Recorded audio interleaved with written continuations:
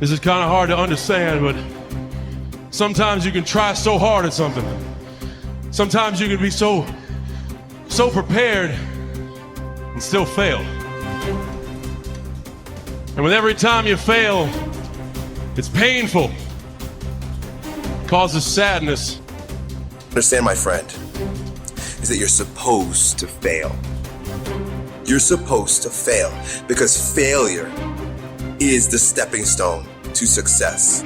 It's not just cliche, because failure is an experience that lends to wisdom that ultimately makes you a stronger version of yourself. Self-love, rebuilding self, seeing to it that you spend enough personal and alone time to seek higher levels of self. What is the next level of you? Remember, whenever one door closes, there is another door waiting for you. Don't second guess yourself, and don't be so afraid of failing that you create excuses instead of producing results.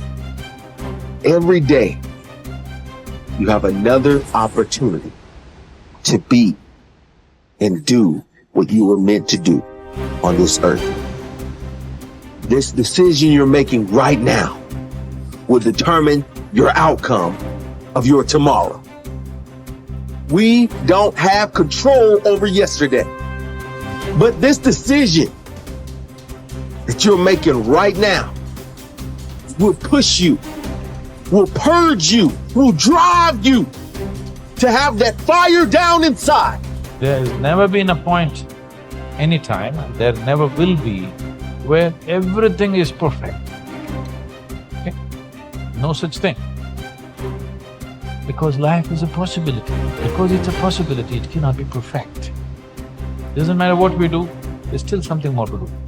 The possibilities when you do this, although unknown, are endless. But one thing is for certain, if you don't push yourself, nothing in your life will change. If you want a thing bad enough to go out and fight for it, to work day and night for it, to give up your time, your peace, and your sleep for it, if all that you dream and scheme is about it, and life seems useless and worthless without it, and if you gladly sweat for it and fret for it and plan for it, and lose all your terror of the opposition for it. Human being, you've got unlimited potential.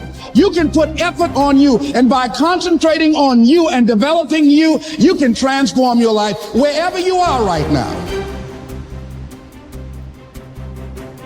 There has to be something so deep in you that drives you. So what really does it for me is I know what we're capable of. And I know that most human beings aren't willing to go where I am. And that's a very, very dangerous thing. I'm not saying I'm better than anybody else. Everybody has this talent. It's not a talent. It's just realizing that we stop way short of our true potential. So through my life, I realize these things.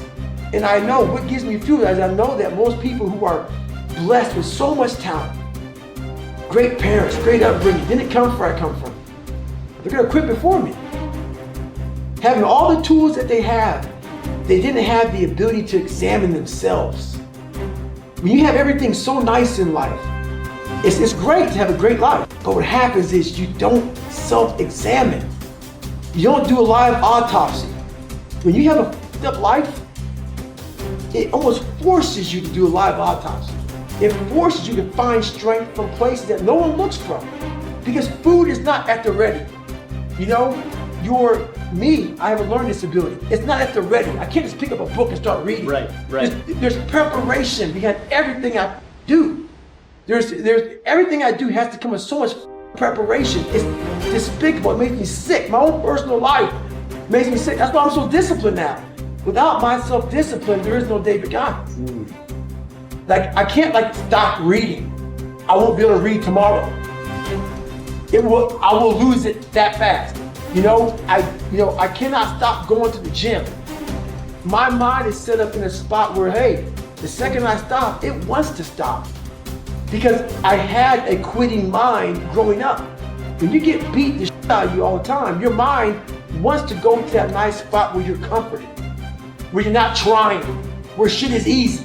That's where your mind, it doesn't want to think. You have all these things in the mind, and the mind can only absorb so much.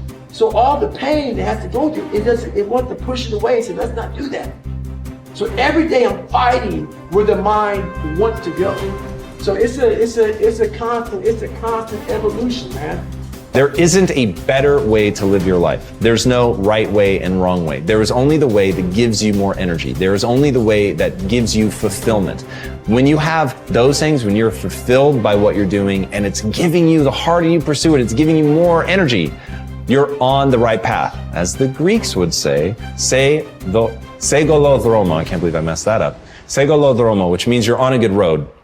And that's what I want people to understand. Like, yes, I preach a very specific path, but I don't think that it is a universal path. And so the only universal path is to do the things that give you fulfillment and energy. So if spending time with your friends gives you that, then you should be spending more time with your friends. If dating gives you that, then you should be dating.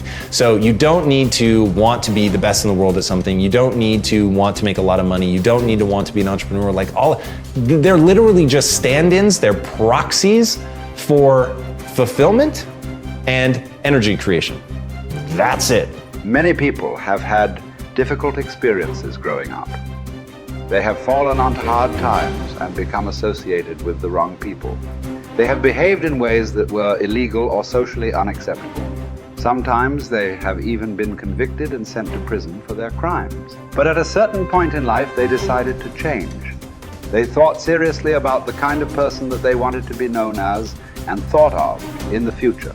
They decided to change their lives by changing the values that they live by. By making these decisions and sticking to them, they changed their lives. And what others have done, you can do as well. Remember, it doesn't matter where you're coming from. All that really matters is where you're going. If you were an outstanding person in every respect, how would you behave toward others? What sort of impression would you leave on others after you had met them and spoken with them? Imagine you could be a completely excellent person. How would you be different from today?